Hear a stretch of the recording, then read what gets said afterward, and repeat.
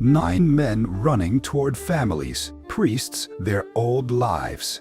Behind them, on an empty stretch of road between Samaria and Galilee, one man has stopped.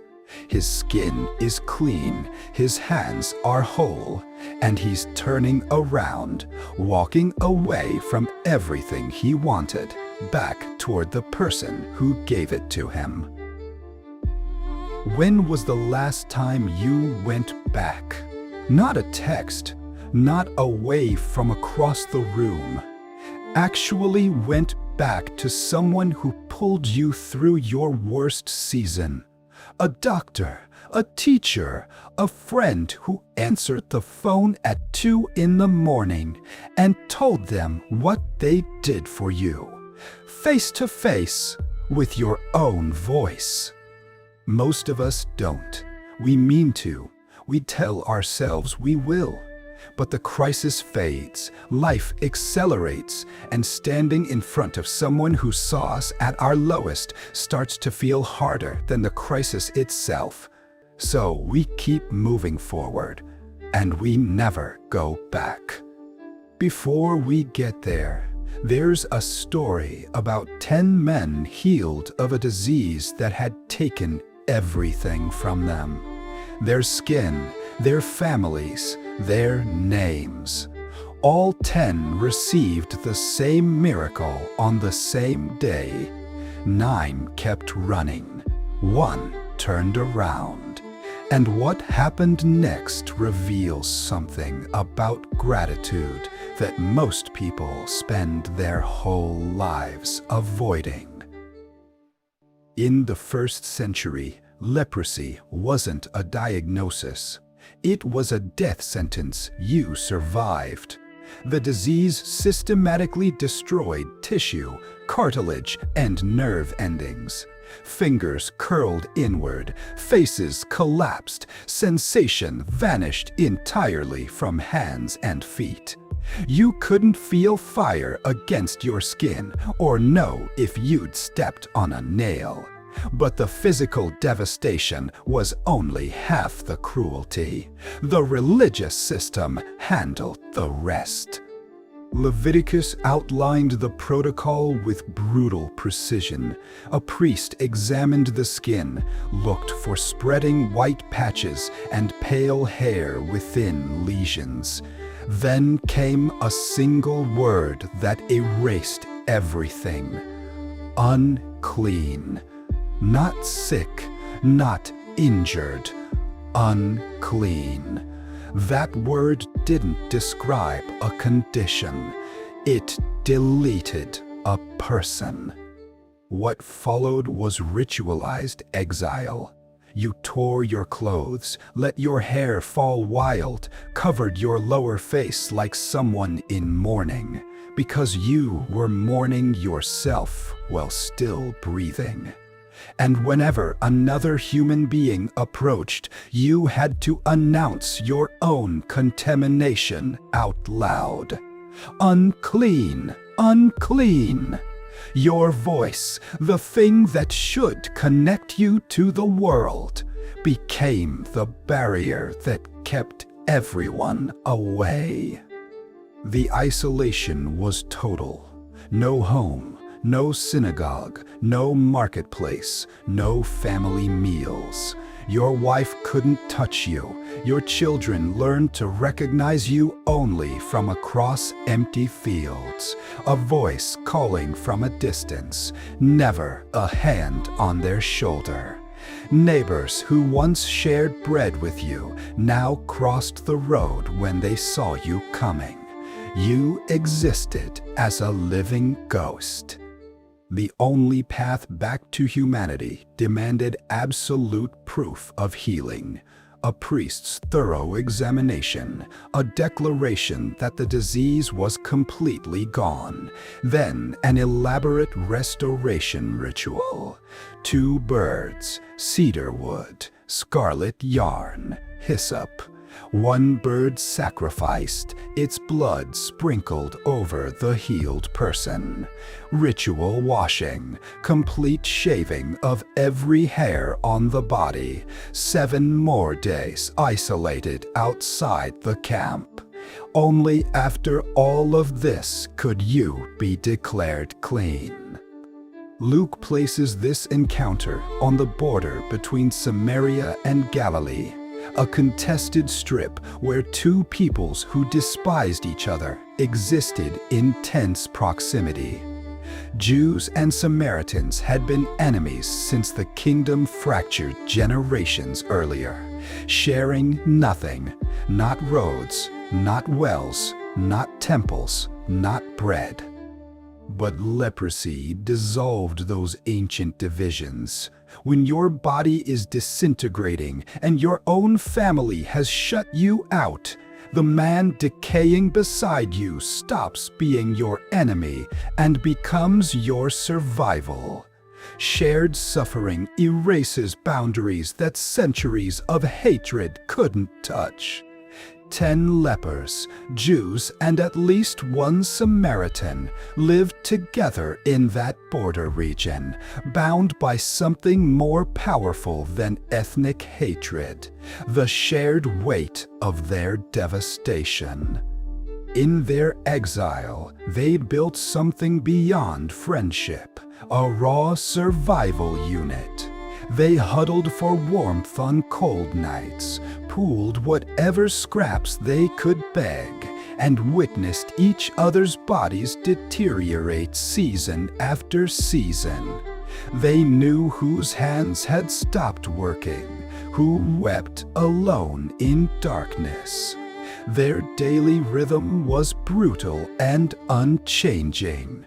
Stand 50 yards from the healthy, call out to travelers, beg, wait, year after year, until a rabbi appeared on the road. They couldn't get any closer. The law held them at 50 yards, and they'd absorbed that boundary so completely it felt like a wall made of air. Standing in tattered clothes with covered faces, 10 men called out to a rabbi they'd only heard rumors about. Their words weren't a polite request.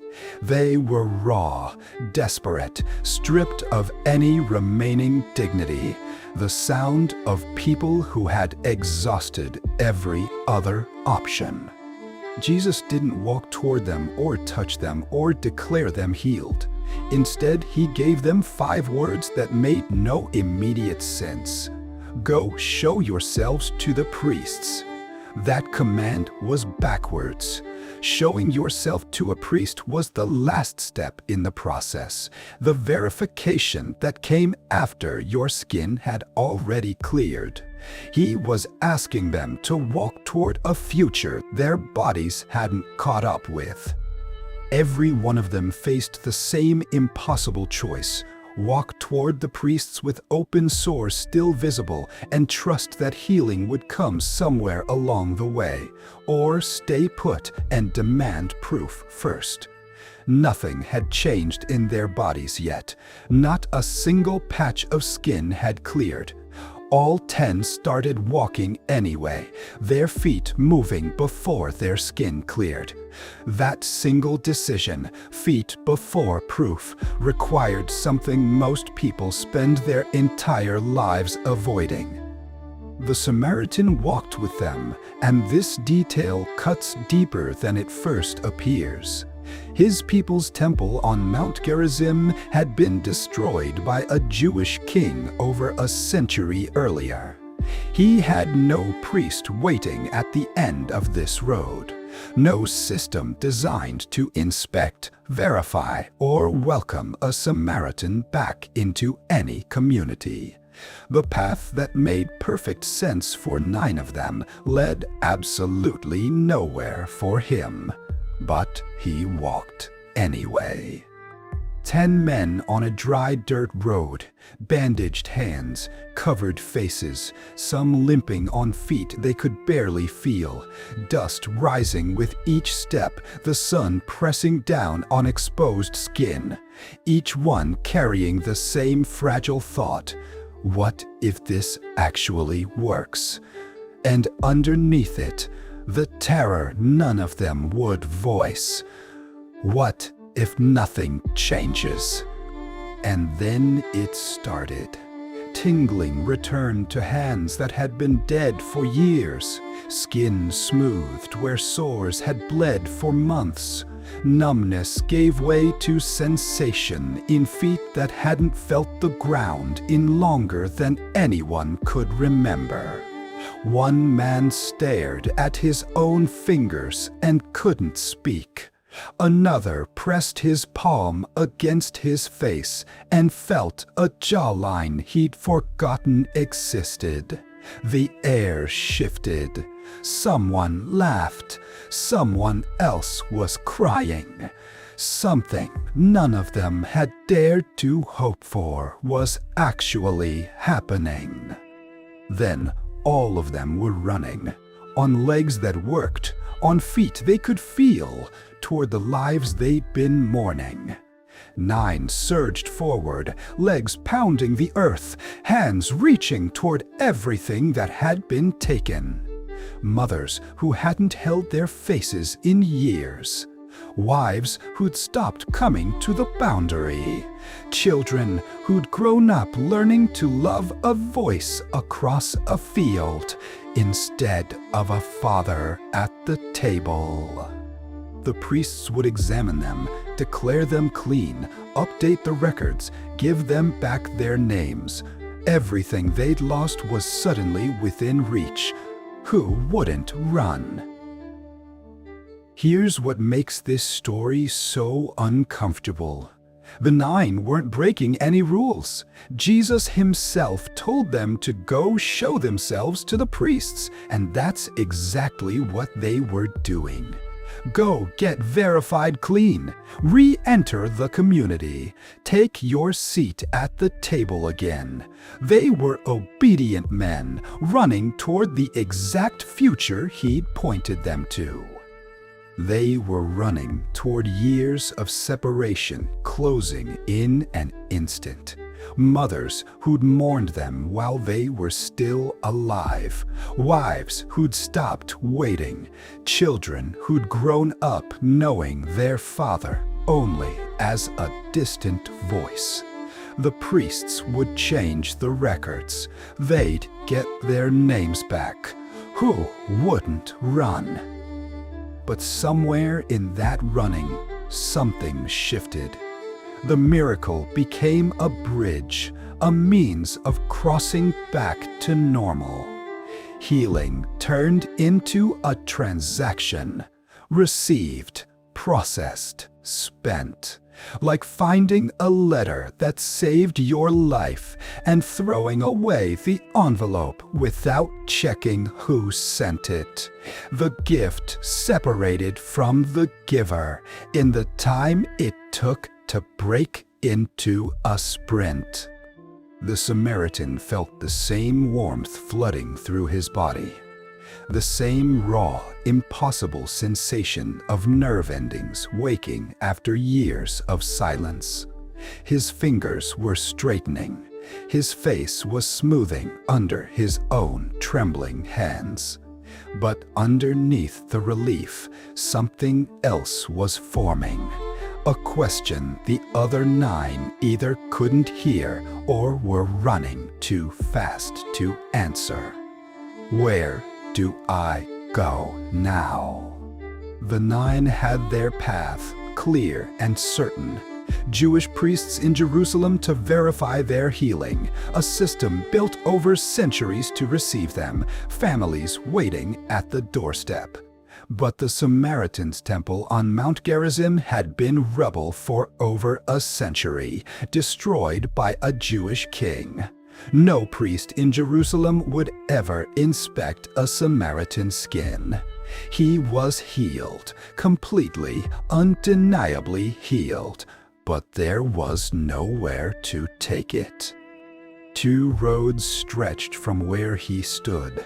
One forward, toward a priesthood that wouldn't acknowledge him, toward a society that would still mark him as foreign despite his smooth skin. The other backward, toward the rabbi still standing on the road behind him, toward the exact spot where he'd been on his knees. Going back meant confronting something the nine couldn't bear to face. It meant standing clean in front of the person who'd seen you at your absolute lowest, admitting with your whole body pressed to the ground that yesterday you were dying and someone chose to give you everything. That's the hidden cost of gratitude. Not the words themselves, not the social convention. The vulnerability of turning around and walking back toward who you were when you were broken. The nine ran forward because forward meant becoming someone who never needed saving. Speed is how we avoid feeling things. You keep running. Don't let the weight of what happened settle into your bones. The crisis becomes just a detour, not something that defined you. But the Samaritan, the outsider with no system, no destination, was the only one slow enough to feel what had happened. And that feeling is what made him turn back. He looked down at his hands, clean for the first time in years, skin smooth and unbroken, every finger bending without pain. These hands had been claws, dead instruments that couldn't grip a cup or feel the warmth of another person's touch. Now they were his again, and they were trembling. He looked up at the road ahead, where the nine were already distant figures, running toward families, priests, names, a place at a table. Their dust hung in the air like a curtain closing on a chapter they'd shared. Behind him stood only the empty road and the rabbi, still standing where 10 men had begged for mercy, still watching. He turned around, not because someone told him to, not because it made tactical sense. There was no priest waiting for him in that direction, no system, no welcoming committee. Just the man who had heard 10 desperate voices and responded with 5 impossible words. He was heading back toward the only person who had already seen him at his worst, and helped anyway. His clean feet hit the packed dirt hard, feeling every pebble and crack and sun-baked ridge, sensations flooding back after years of total numbness, each one a message he couldn't ignore. He ran with the urgency of someone who'd nearly abandoned the most important encounter of his life. Wind on his face for the first time in years, sun warming restored skin, every sensation arriving like proof you're alive and someone chose to do this. Jesus hadn't moved, hadn't packed anything, hadn't started toward the next town. He stood on the same stretch of road where 10 men had begged for mercy, watching 9 disappear into the distance. But he wasn't looking after them. He was watching the direction they'd come from, waiting, as if he already knew how this would end. The Samaritan reached him and did something that would have been unthinkable an hour earlier. He collapsed at Jesus' feet, not from a distance, not shouting across the mandatory separation, but right there in the dirt. Clean knees pressing into earth, restored hands gripping soil he could actually feel. His whole body surrendered at the closest possible proximity to another human being. An hour ago, this contact would have meant contamination. Now his gratitude made it the most natural thing in the world.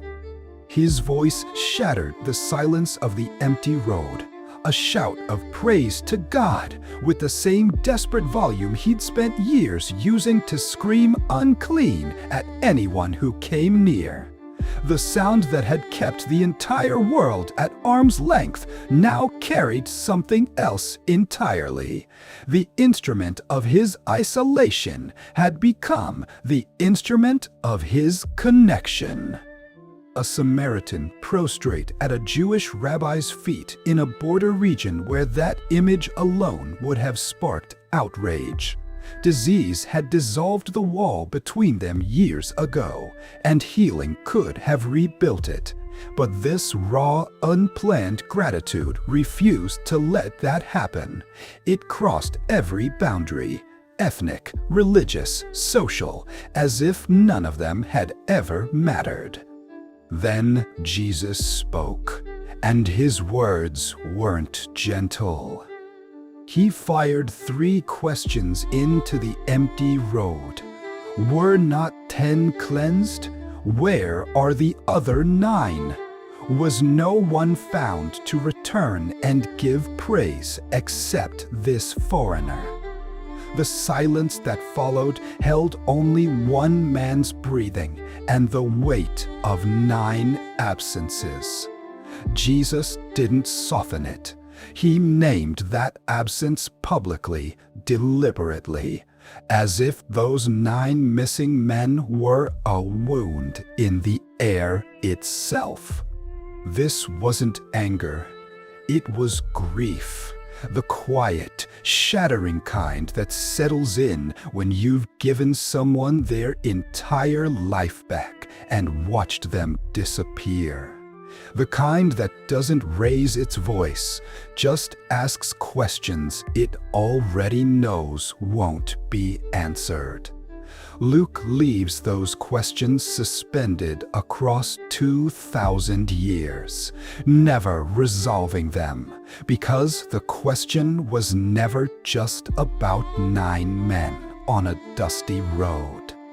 It was about everyone who came after. Then Jesus turned to the one man still kneeling in the dirt and spoke words he said to no one else that day.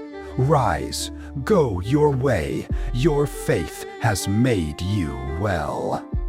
All 10 had been cleansed. All 10 had clean skin. All 10 walked away with restored bodies. So what made this man different? The original language carries the answer.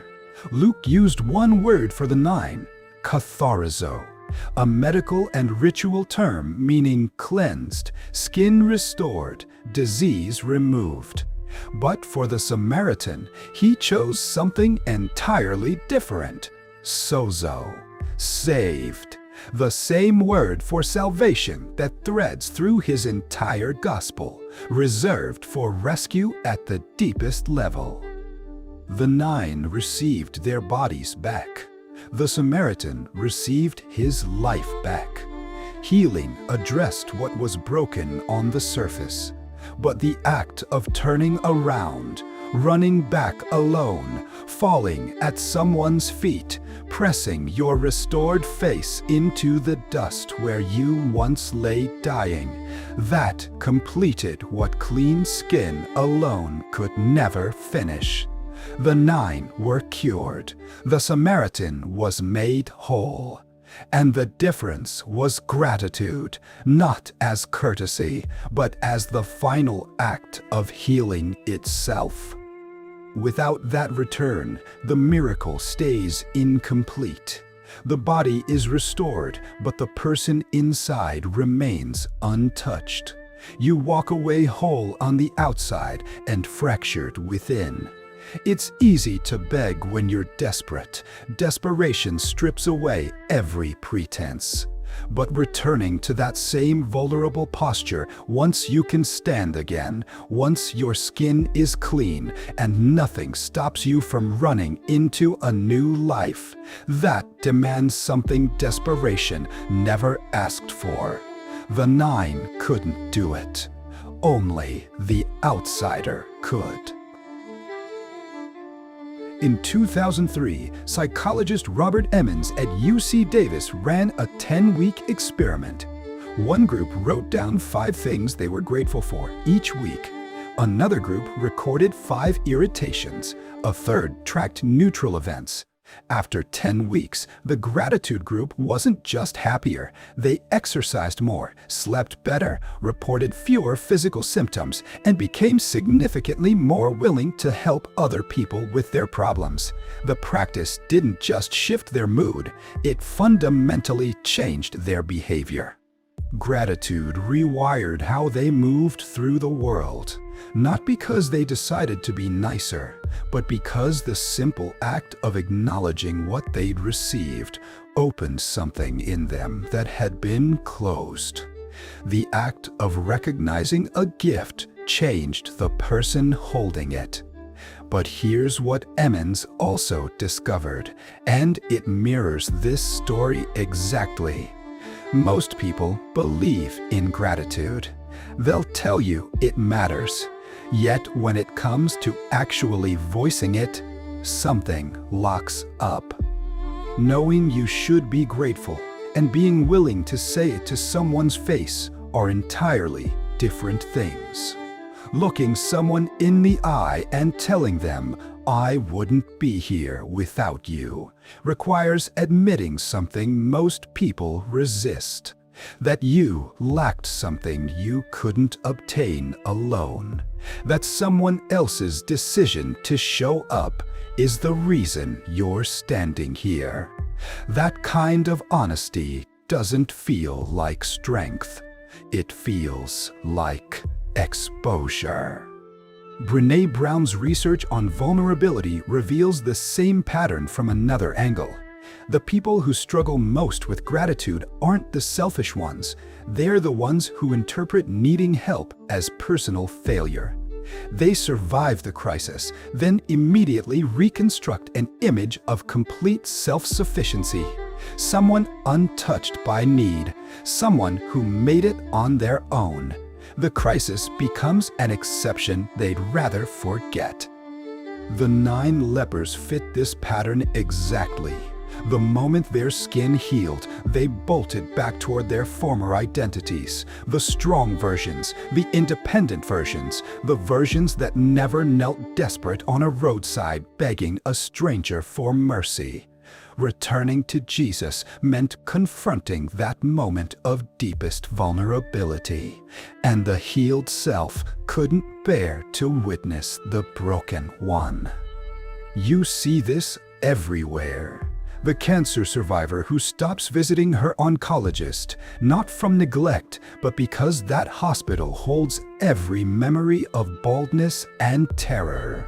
The recovering addict who distances himself from the counselor who saved his life, because that office is where he hit bottom. The scholarship student who never returns to thank the teacher who tutored him every afternoon, not from ingratitude, from the pain of remembering who they were when they needed that help. Psychology calls this forward bias, the instinct to move toward the future and away from pain. It's practical, protective, keeps you functioning after crisis. But there's a hidden cost most people never account for. You get healed without becoming whole. You survive the crisis without letting it transform you. You receive the gift, but never let it change who you are. The Samaritan didn't send word through someone else or plan to return when convenient. He ran, immediately, physically, with his own restored body. He dropped to the ground and used his own voice to say what needed saying, without rehearsal, without script, without knowing what he'd say until he was already kneeling. That kind of gratitude isn't a quiet feeling you experience privately. It's an action that demands your body, your presence, your vulnerability. Who held you up during your darkest season? The parent who absorbed your anger and still showed up the next morning. The friend who answered at 2 in the morning when your voice was barely holding together. The doctor who saw past the chart and treated the person behind it. The teacher who stayed after hours when no one was watching. Do you remember their face? Do you remember what they did? Have you ever gone back? Research shows that expressing gratitude face to face, not in a journal, not in a text, but to someone's actual face, creates measurable shifts in both people. Heart rates synchronize, stress hormones drop, trust deepens. The relationship transforms from something transactional into something alive. The Samaritan didn't just feel better when he ran back. He became a different person. 10 were healed that day on a road between Samaria and Galilee. 1 was made whole. The difference came down to a single decision on a dusty road. The willingness to turn around, face the person who had seen you broken, and say what needed to be said with your own voice. That's not courtesy. It might be the hardest thing a healed person ever does, but it's what finishes what clean skin alone can never complete. Somewhere right now, you're carrying an unacknowledged debt to someone who showed up when it mattered. You know their name. You've meant to go back. But the road there feels harder than moving forward, because returning means becoming that broken person again, if only for a moment. It means standing in front of someone who saw you at your lowest and saying it out loud. 10 were healed on a road between Samaria and Galilee. 9 disappeared into their new lives, unnamed and uncounted, never heard from again. 1 turned around. That question Jesus asked still echoes across every generation. Where are the 9? And the harder question beneath it, which direction are your feet pointed right now?